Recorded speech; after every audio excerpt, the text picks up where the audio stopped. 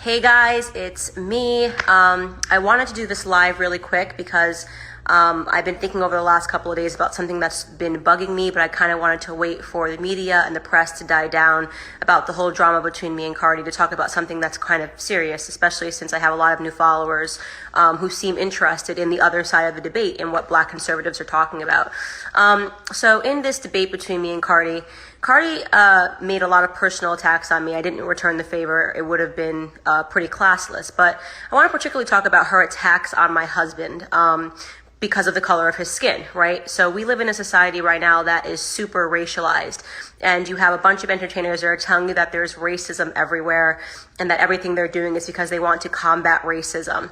And in the very same breath, we have those same entertainers that are the authors of racism. Cardi has never met my husband. She doesn't know my husband, but she said, comment on one of her many videos talking about his white duck. I think we know what she meant, but she did write white duck, and saying that I sold out my community by marrying a white man. And then another portion of one of her videos, she spoke about my father-in-law, who she has no idea who he is, and said that he's a part of the upper class KKK in the UK. First and foremost, I'm not going to address stupidity of that claim. The Ku Klux Klan was never in the United Kingdom. They don't have the same race history as America. And my father-in-law sits in the House of Lords, not exactly the Ku Klux Klan of the UK. But I don't need to address just the idiocies surrounding the facts of what she said. I want to talk about the attack on the fact that my husband is white, because I've heard this often, especially amongst her fans. Well, you married a white man. Oh, well, that tells you everything. First off, I want you to just imagine the shoe is on the other foot. So let's use an example of an interracial couple. Serena Williams is married to Alex Ohanian, and that is the founder of Reddit. So she is easily, I mean, anybody would say Serena is the greatest athlete on the face of the planet. She is Black. She is proud to be Black, and she fell in love with a white man who is a techie, a Silicon Valley techie. I want you to imagine that Alex Ohanian and Mark Zuckerberg get into a silicon spat online. And rather than Mark Zuckerberg answering Alex Ohanian on the points that he made, Alex and Mark start talking about the fact that Alex is married to a Black woman. Could you imagine if Mark Zuckerberg put up a video in which he said, well, the problem with you is you betrayed your race because you married a Black bitch and you're with somebody who has a Black vagina. Just imagine what the world would do, right? If Mark Zuckerberg got on an Instagram Live and said something about the fact that Serena was Black and called out Alex for betraying his race, how would the world react? The world would go absolutely crazy. Mark Zuckerberg would have to sell the shares in his company, step down as the CEO. He would be gone. He would be canceled tomorrow because it's unbelievably racist, and it would be despicable for him to make an attack and suggest that a white man betrayed his race because he married a Black woman. It would be, you can't even think of this scenario because it would not be okay. I mean, he'd probably get knocked off of Facebook himself for harassment and discrimination and for being a flagrant racist. But for some reason, when Cardi B does this, we don't see that feedback in the media. We don't see the media going, wait a second, that's actually very racist for her to suggest that Blacks and whites shouldn't be marrying. So I want to also give you a history lesson on that and why it's one of the most despicable things that you're seeing a lot of young Black people say today. First and foremost, when you want to talk about Black history in this very same breath that you suggest that Blacks and whites should not be married, it shows that you know absolutely nothing about your history. You have absolutely no idea what your ancestors fought for. And I would point to all of you guys to go examine the Supreme Court case of Loving versus Virginia, when a Black woman and a white man, Mildred Loving and Richard Loving, fell in love and decided to do something quite simple and get married in Virginia. And because there were racial codes then, and they believed in racial integrity, there was something called the Racial Integrity Act in Virginia that was passed in the 1920s.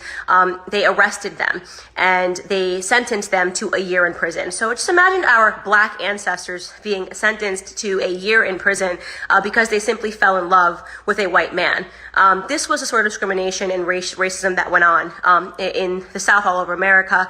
And these people fought for the right to love one another and took it all the way to the Supreme Court and scored the first win that actually illegally illegalized miscegenation, which illegalized racial codes that didn't allow blacks and whites to get married. That's a little history lesson for you of what our ancestors have been through just for the right to love who they love, so that, you know, Serena can marry Alex and nobody can say anything, and that's allowed to be. And now we have dramatically arrived into a society where you have people like Cardi B with a platform of 75 million people who is attacking the very same thing that our ancestors fought for: racial integration, for the right to fall in love with someone because of the person that they are. Suggest that because I'm married to a white man, my father-in-law must be in the KKK. It would be as racist as Mark Zuckerberg in the scenario that I just gave, suggesting that Serena Williams' father is in the Bloods of the Crips. Like, oh, go, Alex, marry that woman. You betrayed your race. You want to be with that black woman. Look what she's doing to you. You're a race traitor. Your father-in-law is in the Bloods of the Crips. Based on no knowledge, no facts, just assigning something disgusting to someone on the basis of their skin color. That is outward racism, okay? So when you ask why people that are black conservatives speak out against this, and when you say, oh, it's because they want to send the black community back, you're wrong. No, we're trying to keep the black community forward, and we're calling out the black celebrities, Hispanic celebrities that are actually trying to send our community backwards. What she is talking about is not racial justice. What she wants is racial injustice. And if you're following that, by the way, if you're a white person, you've downloaded her music, she just let you know what she thinks about you. She believes in racial segregation. She believes that blacks and whites shouldn't come together. I know all of her millions are not earned because all black people are buying her music. I've seen all the white girls doing the WAP dance on Instagram. And I know all of my white friends, all my black friends, they all have her music downloaded. Maybe it's time to revisit who you're supporting if these are the ideals that they espouse, because there's nobody's music that I like so much that I would be comfortable with them jumping on a platform and attacking someone on the basis of their skin color, absent any facts, because you think that there is something wrong with actually living the Martin Luther King dream, actually living the Mildred Loving and Richard Loving dream. The idea that black Americans and white Americans can come together and be friends and date and fall in love and do all of these things because of the content of their character and not because of their skin color. In my opinion, Cardi B, you owe everybody an apology, not just white America, but black America, for saying something so ridiculously ass backwards and disgusting and despicable. And you should take it seriously. You probably won't, because again, you're not interested in politics. You're interested in having a platform and saying ratchet things and not actually trying to say you are. So I just wanted to wrap with that and just say that we need to start calling out all of these racist entertainers that have platforms that are pretending that they want to help, when in reality they are trying to resegregate America, which is something that I'm not for. Thanks guys for listening.